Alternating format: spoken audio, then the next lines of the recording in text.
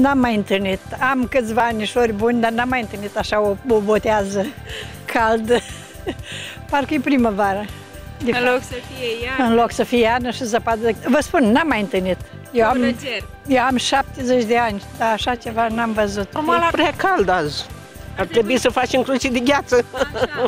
Nu este. N-avem, doar de la congelator undeva.